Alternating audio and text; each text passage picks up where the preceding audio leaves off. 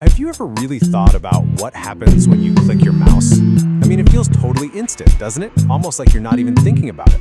But in that tiny fraction of a second, there's this incredible journey happening. A signal that's rocketing from your hand, through your computer, and deep into the wiring of your brain. So today, we're going to follow that signal. We're going to see what it reveals about the hidden, fascinating link between our tech and our own biology. All right, so here's our roadmap for this whole explainer. First up, we're going to start with the hardware, the physical stuff you can actually hold in your hand. Then we'll dive into the digital side of things, the tools of the trade. From there, it gets really wild. We're going inside the brain's control room. Then we'll see what happens to those signals when they're put under pressure. And finally, we'll pull it all together, from pixels to performance. So let's kick things off with the physical stuff, the gear. If you're a gamer, a designer, or really anyone who needs to be precise, you know this feeling. The perfect weight of the mouse, the satisfying click of the buttons, the smooth glide across the pad. It all just matters. But why though? What are we actually searching for when we obsess over every little piece of our setup? But then, you hear something like this from a major tech reviewer, and it kind of makes you stop and think. Is all this obsession over the perfect hardware maybe a little misplaced? I mean, if the tech is getting so ridiculously good that the specific gear doesn't matter as much, then where is that extra performance supposed to come from? Are we maybe looking in the wrong place entirely? Well, let's be honest, that doesn't stop any of us from chasing that perfect feeling, right? And when you look at something like a mouse pad, the options are just insane. Are you the type who wants a hard, slick surface for maximum speed so you can just flick across the screen in a flash? Or do you prefer a soft cloth pad that gives you way more stopping power and control for those tiny pixel-perfect adjustments? Every single choice is a trade-off, a bet you're placing in this endless quest for a competitive edge. Okay, so the physical hardware is really only half the story. Because once that signal leaves the sensor in your mouse, it enters a whole new world, the digital world. A world of software, of drivers, and of settings, where one tiny, often overlooked little checkbox can make all the difference between winning and losing. And that brings us to this little setting right here, Enhanced Pointer Precision. Now, it sounds great, doesn't it? Who wouldn't want more precision? And for just browsing the web on a laptop, sure, it's fine. It adds acceleration, meaning the faster you move your hand, the farther the cursor travels. But for a gamer, oh, this is a complete and total nightmare. You're trying to build muscle memory, right? A direct, one-to-one connection between your hand and the cursor. This setting just throws a giant wrench into all of that. And if you've ever tried to turn this thing off for good, you know it can be maddeningly difficult. You go into the settings, you uncheck the box, you feel like you've won, but then Windows updates or you restart your machine and boom, suddenly it's back on again. It's a perfect example of how a seemingly tiny software setting can send you down an endless rabbit hole of troubleshooting. All right, so your hardware is dialed in, your software settings are perfect. That signal is now flying from your mouse to your screen totally clean and unhindered. But what happens now? Well, the most critical part of this entire journey is just getting started.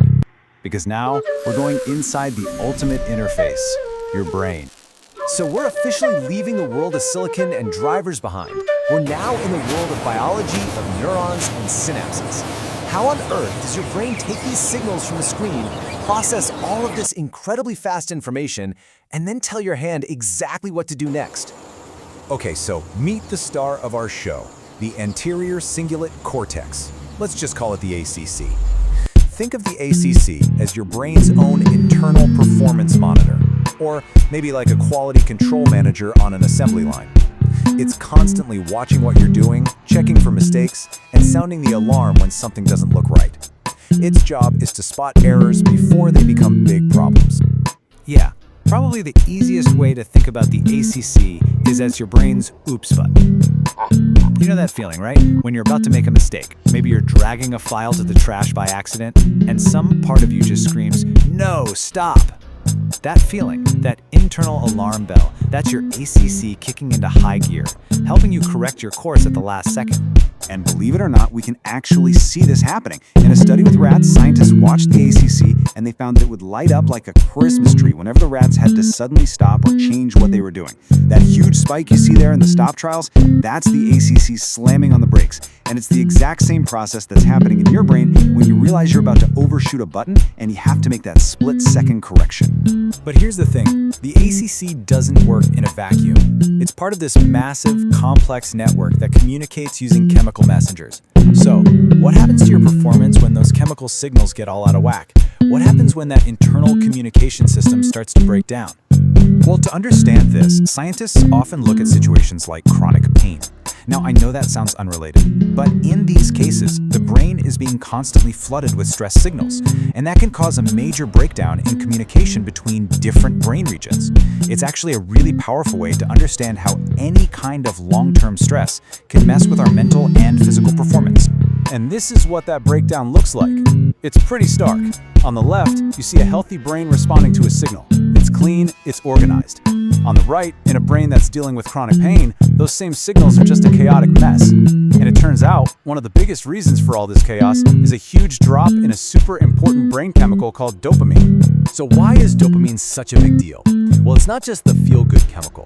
Dopamine is absolutely essential for motivation, for focus, and for executing smooth, controlled movements. When your dopamine levels are low, it's kind of like trying to drive a high-performance sports car with a flat tire.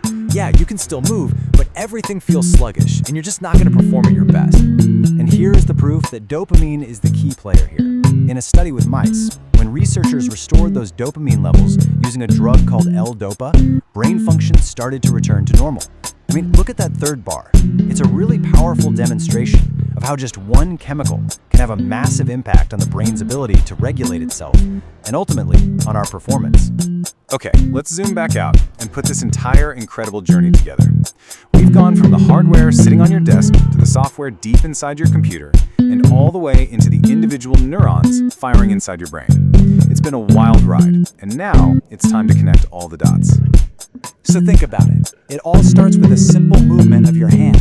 That physical action gets picked up by your mouse, translated by your computer software, and then beamed to your brain. All the while, your brain's performance monitor, the ACC, is watching everything like a hawk. If it senses any conflict, any difference between what you wanted to do and what you're actually doing, it sounds the alarm, and you instantly make a correction. It's this beautiful, elegant dance between technology and our own biology. So the next time you overshoot a target, or you miss a click, maybe don't just blame your mouse. And don't just blame your settings. Maybe take a second to just appreciate your brain. Because that little oops moment, that tiny flash of correction, isn't just a mistake. It's the feeling of billions of years of evolution at work.